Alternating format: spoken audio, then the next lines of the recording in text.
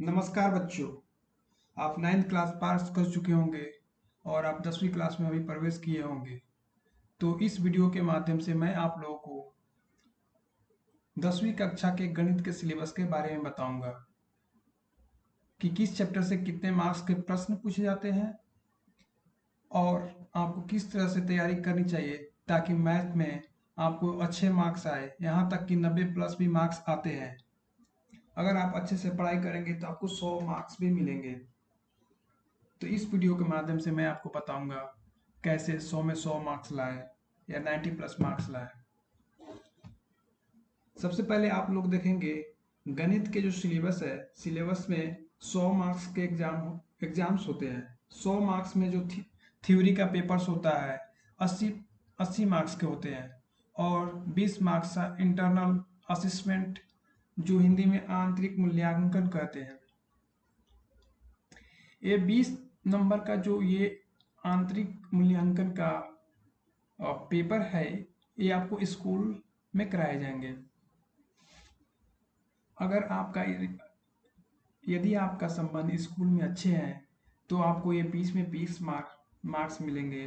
यदि आपके टीचर से संबंध अच्छे हैं तो ये आपको 20 में 20 मार्क्स मिल सकते हैं। अब बात करते हैं थ्योरी।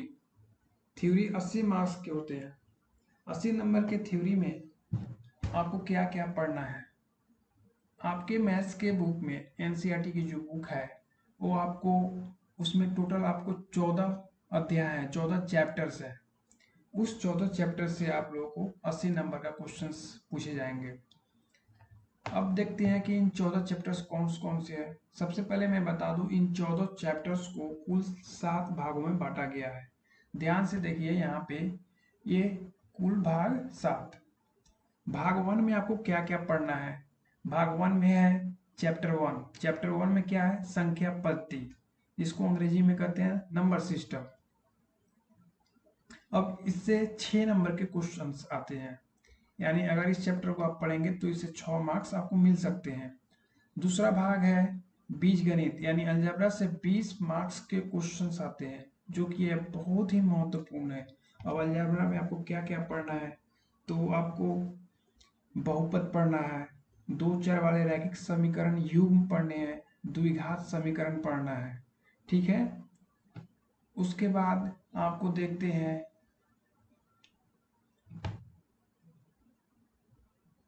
उसके बाद अलजेब्रा में आपको एक और चैप्टर पढ़ना है, समांतर श्रेणियां।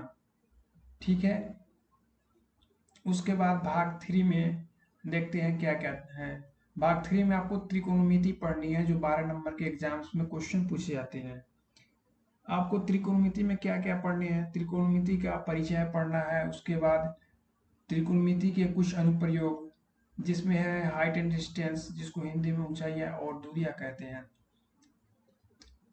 उसके बाद भाग 4 से 6 नंबर के क्वेश्चन पूछे जाते हैं और भाग 4 में एक ही चैप्टर है, निर्देशांक ज्यामिति।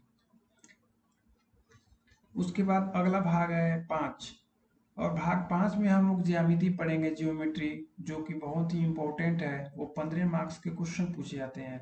अब ज्योमेट्री में आपको क्या क्या पढ़ना है? त्रिभुज पढ़ने हैं और वृत्त पढ़ने हैं। उसके बाद आपको भाग 6 में मेंसुरेशन से 10 नंबर के क्वेश्चंस पूछे जाते हैं, जिसको हिंदी में कहते हैं क्षेत्रमिति।